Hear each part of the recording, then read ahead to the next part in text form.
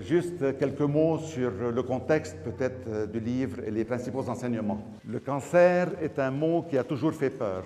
L'annonce tombe brutalement et constitue un traumatisme. On est devant la possibilité qu'il n'y a pas d'avenir du tout.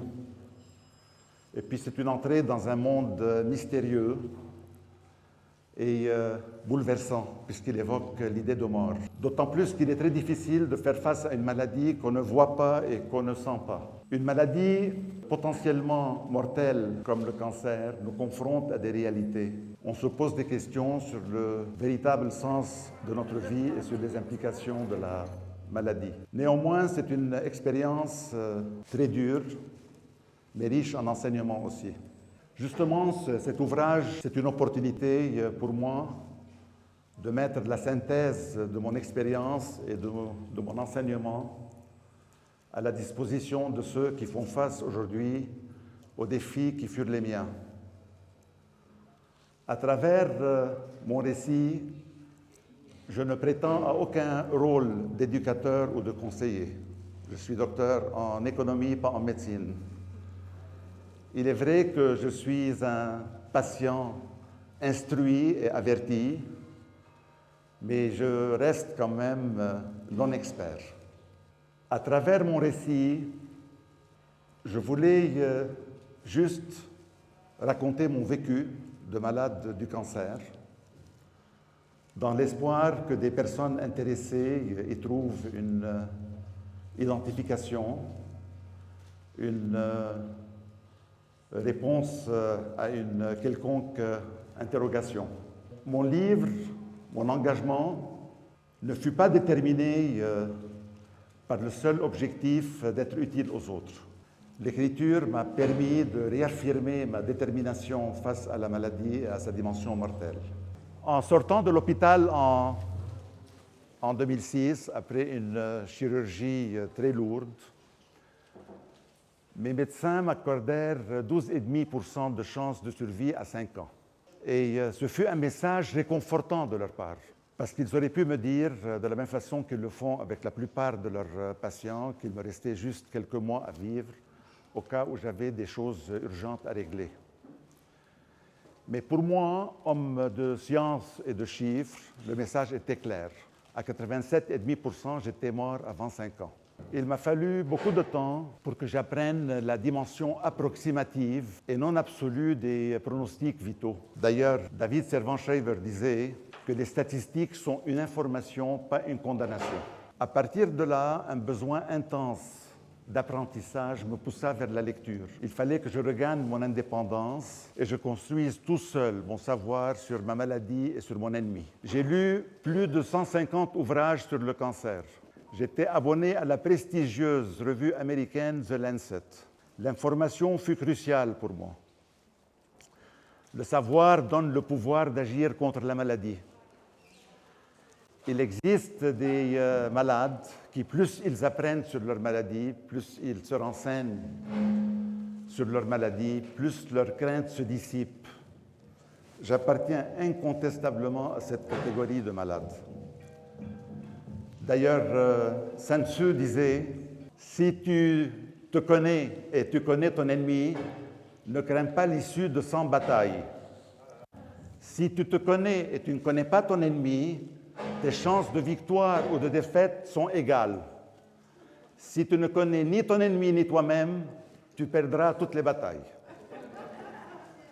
Donc j'ai décidé de porter mon scaphandre et de plonger au fin fond de moi-même pour découvrir les mécanismes de fonctionnement de cette merveilleuse mécanique qu'est le corps humain. Je découvre la cellule.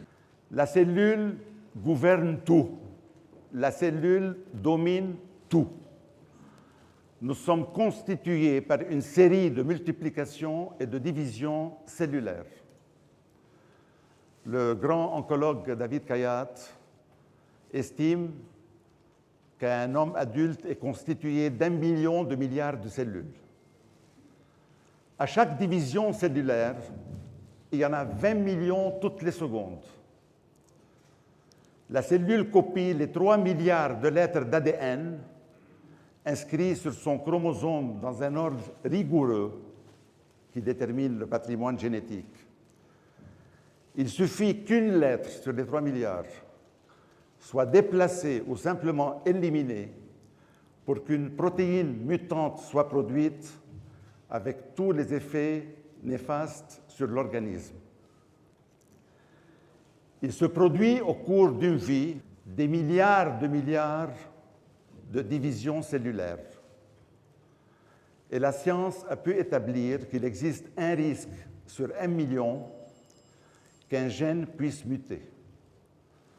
C'est pour dire que nous faisons face au cours de notre vie à des milliers de milliards d'erreurs de transcription qui génèrent des cellules cancéreuses qui sont éliminées facilement par le système immunitaire. C'est ce qui faisait dire à un très grand biologiste, Steve Stearns, si on vivait assez longtemps, très probablement, on décéderait tous d'un cancer. La plus grande découverte, celle qui m'a laissé le plus perplexe, c'est l'intelligence cellulaire. Nos cellules pensent. Elles reconnaissent le danger. Elles communiquent entre elles. Et elles transforment des informations en actions. D'ailleurs, un très grand professeur de médecine, Charles Richard, je pense, a dit « À quoi on doit attribuer l'intelligence si ce n'est à ce qui a mémoire, jugement, pouvoir de création et capacité d'adaptation. » À partir de là, imaginez que la pensée est un concept spirituel est très faux. La pensée est purement biologique et elle fonctionne à travers les transmissions des neurones. L'intelligence cellulaire a été très évidente au niveau des lymphocytes, ces gardiens du corps humain, dotés d'une mémoire prodigieuse, qui peuvent faire face à un moment donné à 1 million d'intrus à la fois, que ce soit des virus, des bactéries, des parasites ou des cellules mutantes. Mieux encore, la science a pu établir que les microtubules, c'est des petits filaments qui sont dans le cytosquelette des cellules et qui contribuent à la rigidité cellulaire. Les microtubules, ils sont sensibles à l'énergie, au son et aux vibrations. Donc la science a déduit qu'il existe une forme de conscience dans les microtubules. C'est pour dire que notre conscience existe au niveau de chacune de notre million de milliards de cellules. Cette intelligence cellulaire, hélas, elle existe aussi au niveau des cellules cancéreuses, forcément, de par leur nature, parce que c'est des cellules. À la seule différence qu'à ce niveau-là, elle prend une forme mafieuse et sournoise. Les astuces et les intrigues qui sont suivies par les cellules cancéreuses pour inhiber les lymphocytes ou pour obliger les cellules saines avoisinantes à collaborer avec elles dans le cadre de leur croissance et de leur prolifération. C'est dément. D'ailleurs, le qualificatif de maligne qu'on leur attribue est vraiment mérité. Toute l'immunothérapie moderne consiste d'ailleurs à sanctionner, à annihiler ce pouvoir qu'ont les cellules cancéreuses. Nos cellules puisent leurs nutriments et leur oxygène dans un fluide qui remplit l'espace entre les cellules et les capillaires qui les entourent, qu'on appelle le milieu interstitiel. Ce milieu est alimenté par le sang, la lymphe, les influx nerveux et le métabolisme. Donc, en fin de compte, il est influencé par notre mode de vie, par notre alimentation, par notre oxygénation, par notre sédentarisme, par le stress, par la pollution.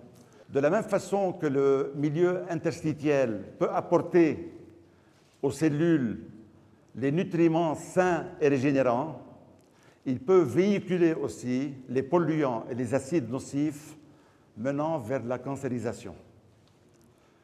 Le milieu interstitiel n'est rien d'autre que ce que Beauchamp appelait le terrain. D'ailleurs, Pasteur, son meilleur ennemi, ils se sont chamaillés toute leur vie durant, n'a pas pu s'empêcher sur son lit de mort d'avouer que Beauchamp avait raison, le microbe n'est rien, le terrain est tout. Donc le problème du cancer, ce n'est pas tant les cellules cancéreuses, puisqu'on en produit tous les jours, autant que la faiblesse du terrain.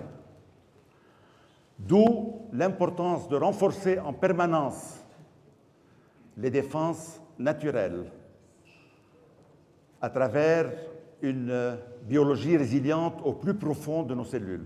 Généralement, ceci est possible à travers une bonne hygiène de vie, une bonne hygiène alimentaire, la pratique d'un sport régulier, des pensées et une attitude positive, et surtout à travers des mesures de précaution drastiques contre la pollution externe et environnementale. On sera en train, à ce moment-là, d'amener à nos cellules un niveau de résilience et d'efficacité optimale qui créera un milieu inhospitalier au cancer. Cela fait plusieurs années que je suis en rémission, c'est-à-dire que les cellules cancéreuses ne sont pas visibles sur les scans et les images. J'ai appris très tôt que les cancérologues ne prononceront jamais le terme de guérison tant qu'ils n'ont aucune certitude sur ce que l'avenir réserve à un malade du cancer après la fin de son traitement. Tout ceci pour dire que l'après-cancer est une période obscure et insidieuse pour nous.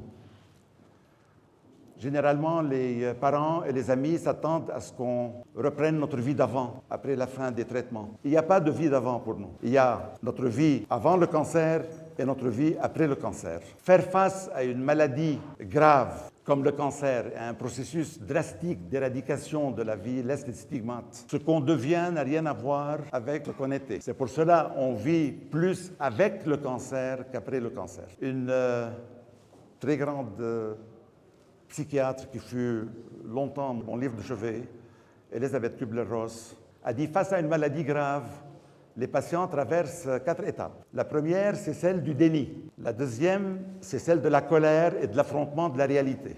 La troisième, c'est celle du marchandage, où on négocie avec le bon Dieu la prolongation de sa vie. La quatrième est celle du détachement. Elle dit que si on arrive à bien les gérer et à maîtriser sa douleur, on peut aboutir au stade de l'acceptation. Ce que je voudrais vous dire, pour terminer, le cancer n'est pas une fonction divine. C'est un dysfonctionnement biologique, grave certainement, mais il n'en demeure pas moins que ça reste un dysfonctionnement biologique. Dès lors que nous avons le courage de le regarder en face, de l'appeler par son nom, de lui parler, de préférence la nuit, dans le noir, en utilisant la deuxième personne pour l'intimider. Dès lors que nous comprenons les mécanismes de son initiation, de sa promotion et de sa progression, ses forces et ses vulnérabilités, on peut engager plusieurs batailles contre lui et achever quelques triomphes. Voilà, je vous remercie encore une fois d'être venu. Je souhaite à chacun de vous une longue vie et beaucoup de santé. Merci de me lire. Merci de tout cœur.